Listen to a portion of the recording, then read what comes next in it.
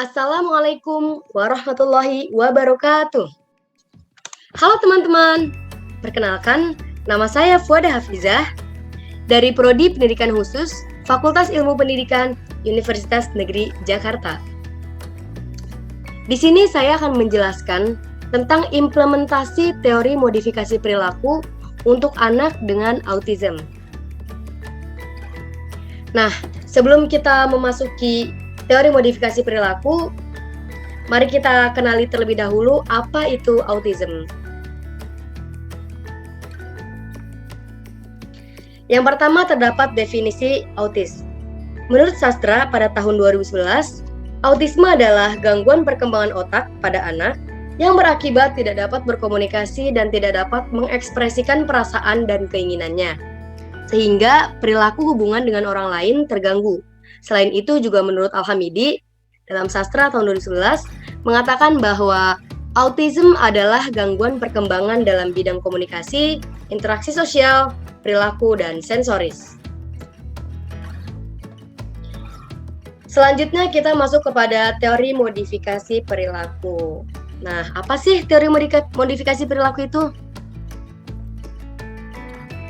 Nah, modifikasi perilaku menurut Eysenck adalah usaha mengubah perilaku dan emosi manusia dengan cara yang menguntungkan berdasarkan hukum-hukum teori modern proses belajar. Nah, karena anak autis itu mengalami hambatan pada komunikasinya dan juga perilaku dan interaksi sosialnya, maka teori modifikasi perilaku ini sangat cocok digunakan untuk anak autis. Selanjutnya, ada apa aja sih teori modifikasi perilaku tersebut?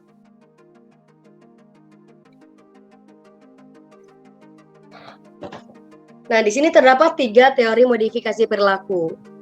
Yang pertama adalah classical conditioning, yang kedua operant conditioning, dan yang ketiga adalah modeling.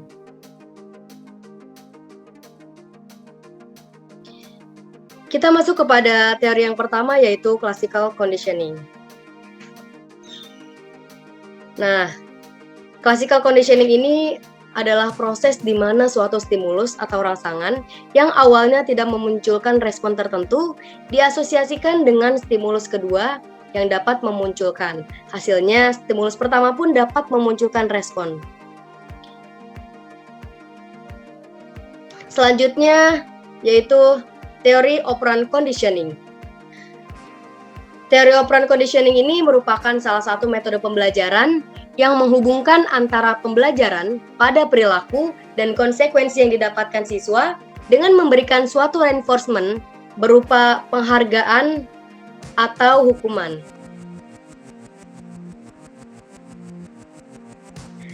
Yang ketiga ini teori modeling, di mana teori modeling ini adalah proses belajar dengan mengamati tingkah laku atau perilaku dari orang lain di sekitar, yang artinya meniru. Dengan kata lain juga merupakan proses pembelajaran dengan melihat dan memperhatikan perilaku orang lain, kemudian mencontohnya.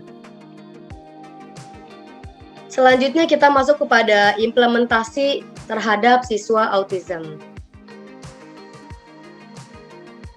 Nah, di sini terdapat studi kasus, di mana studi kasus ini yang akan diterapkan pada ketiga teori tersebut, baik itu dari teori classical conditioning, operant conditioning, maupun modeling. Studi kasus tersebut berbunyi, guru memberitahu siswa untuk melakukan pembiasaan dengan melakukan sapaan di pagi hari saat hendak memasuki kelas. Kemudian, siswa dibariskan di depan kelas satu persatu untuk mengucapkan selamat pagi dan memilih feelings card sebagai penyampaian perasaan yang dialami anak pada hari itu. Nah, bagaimana nih cara mengimplementasikan ketiga teori tersebut terhadap siswa autism? Oke, kita akan bahas di selanjutnya. Nah, kita masuk kepada implementasi dari teori classical conditioning. Karena teori classical conditioning ini merupakan adanya stimulus dan respon, maka pengaplikasiannya juga terdapat stimulus dan respon yang dihasilkan. Untuk yang pertama ini, dari studi kasus tersebut, yaitu pada hari pertama perintah ini diberikan oleh guru, dapat diterima dengan baik oleh siswa dengan melakukan pembiasaan saat hendak memasuki kelas. Nah, hari berikutnya, kemudian guru tidak mengarahkan terlebih dahulu agar siswanya mengingat sendiri tentang pembiasaan pada hari sebelumnya. Tetapi, hasilnya siswa tidak melakukannya karena belum terbiasa. Nah, untuk hari berikutnya juga, guru mengingatkan kembali dengan berdiri di depan kelas untuk menerima sapaan dari muridnya, serta memilih filling card yang telah disediakan. Kemudian, setelah menjalani proses pembiasaan yang terus-menerus tanpa harus diberitahu, siswa akan melakukannya sebagai pembiasaan sebelum memasuki kelas. Nah, berikutnya kita masuk kepada pengaplikasian terhadap teori operant conditioning. Di mana teori operant conditioning ini adanya reinforcement yang diberikan oleh guru terhadap siswa.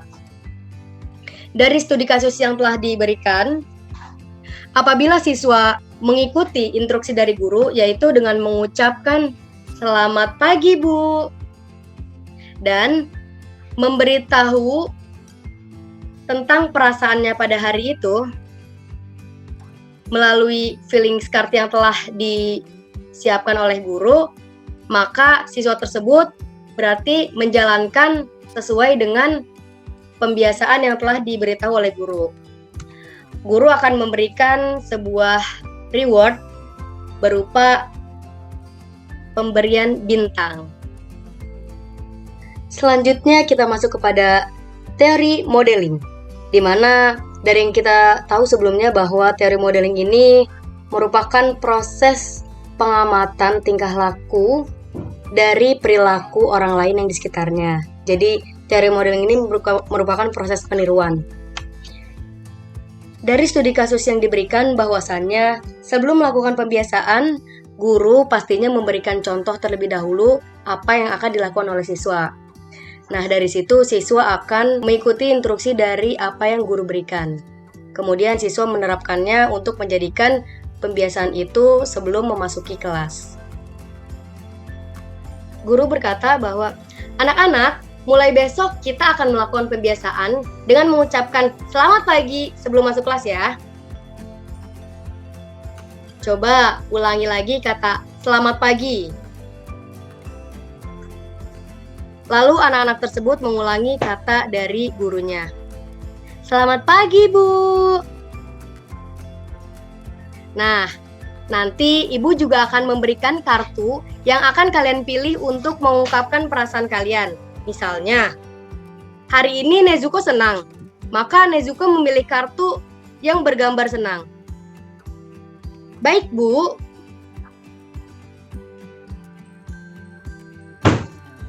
Nah, keesokan harinya, para siswa pun mengikuti contoh yang diberikan oleh gurunya kemarin. Contoh penerapannya seperti gambar yang tertera pada operant conditioning.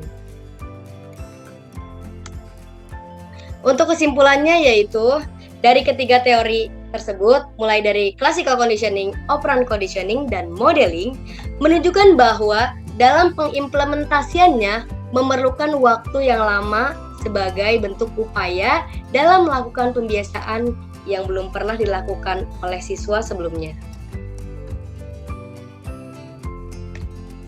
Thank you for watching. I will go back in the next video. Dadah. Assalamualaikum warahmatullahi wabarakatuh.